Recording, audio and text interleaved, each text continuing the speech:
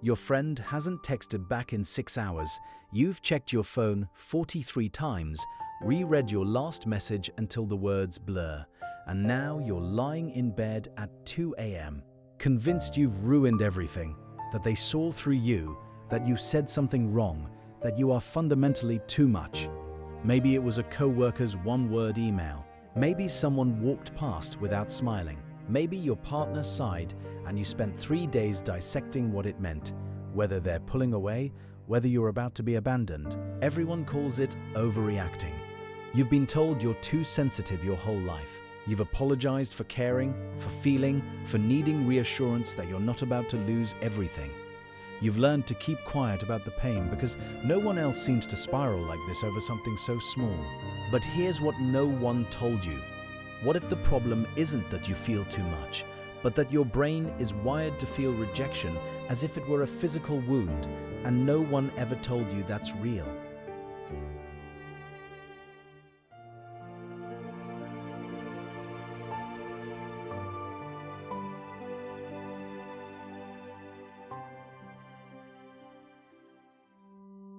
This isn't you being dramatic. This is your nervous system responding to perceived rejection with the same intensity most people reserve for actual danger. You're not choosing to spiral. Your brain is doing something specific, something that has a name, and understanding it changes everything. Imagine your brain's emotional volume knob is stuck on maximum. A whisper of criticism lands like a scream. A delayed text feels like abandonment. A friend canceling plans becomes proof that you're unlovable. You're not choosing to overreact. Your brain is processing social feedback through an amplifier you didn't install. The input is small, the output is devastating. And you've been blaming yourself for the gap.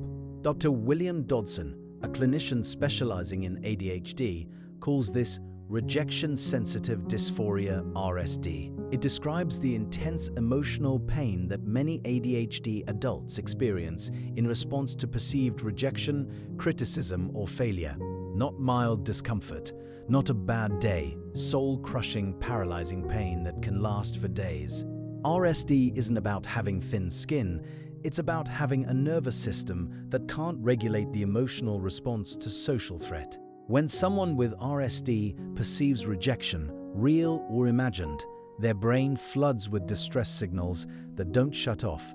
The pain is immediate, physical, and overwhelming. And because it happens inside you, because no one else can see the neural storm, people assume you're being irrational. But you're not irrational. You're responding exactly the way your brain is wired to respond. The amplifier isn't a choice. It's neurological architecture, and the fact that it's invisible doesn't make it any less real. You've been fighting a battle no one else could see. It's time someone saw it.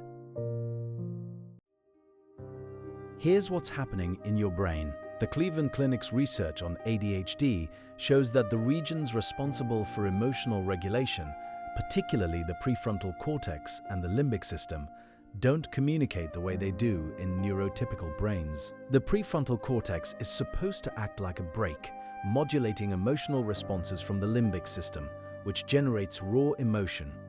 In ADHD brains, that brake doesn't work as efficiently. When you perceive rejection, your brain can't modulate the emotional response. It's like having a smoke detector that can't tell the difference between burnt toast and a house fire. Everything registers as catastrophic. The alarm blares at full volume, and your body responds with cortisol, adrenaline, and panic, whether the threat is real or not. This is emotion dysregulation, and it's a core feature of ADHD neurology, not a personality flaw. But there's more. Neuroscientist Naomi Eisenberger's fMRI studies revealed something stunning. When you experience social rejection, the same neural pathways light up as when you experience physical pain. Specifically, the anterior cingulate cortex and the insular regions that process the distressing component of pain activate during social exclusion, just as they do during physical injury. Your brain literally processes a friend's silence the same way it processes a broken bone. For ADHD, brains with RSD That pathway is hypersensitive. The pain isn't metaphorical, it's neurological. So when a delayed text sends you into a shame spiral that lasts 3 days, you're not being overdramatic. You're experiencing real pain that your brain has no efficient mechanism to turn off. The wound is invisible, but the suffering is as real as any you've ever known. And you've been carrying it alone, believing it was your fault. Jason was 29, a software engineer, when he finally learned about RSD. For years, he believed he was too needy. A co-worker's short email, "Got it, thanks," would send him into a 3-day spiral. He'd replay the interaction obsessively, certain he'd been too forward, too much, that everyone could see how desperate he was for approval. He avoided relationships because the fear of rejection was unbearable. He turned down promotions because he couldn't risk being seen. He kept himself small, convinced that his sensitivity was proof he didn't belong in the world. When he learned about RSD, something shifted. He realized he wasn't broken, he wasn't too much. His brain was wired differently, and that wiring came with a cost, but also with a capacity for depth most people never access. He started telling trusted people, "I have RSD. I might need reassurance sometimes, and that's okay."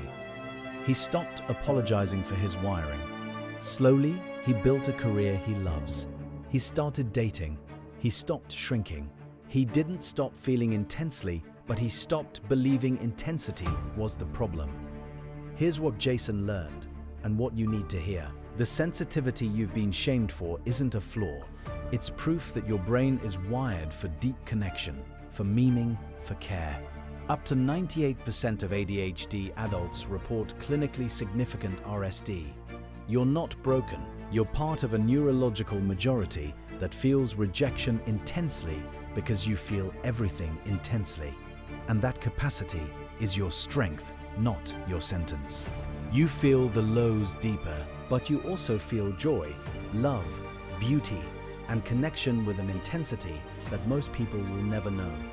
The amplifier doesn't just amplify pain, it amplifies life. The next time you're lying in bed at 2 a.m., rereading a text and feeling that familiar wave of shame, remember this: your brain is doing exactly what it was built to do. The pain is real, the sensitivity is real, and none of it makes you too much. For years, you've been told to toughen up, to stop being so sensitive, to get over it. But the problem was never you. The problem was that no one explained what was happening inside your brain. That rejection for you isn't a fleeting sting, it's a neurological firestorm. That the circuits responsible for emotional regulation are wired differently, and that social pain activates the same pathways as physical pain. That 98% of people with ADHD carry this same weight, and most of them believe they're alone. You've been carrying this for too long. It's time to stop calling it overreacting and start calling it what it is: a brain that feels deeply, loves fiercely, and deserves to be understood. If this is you, you're not alone, and you never were.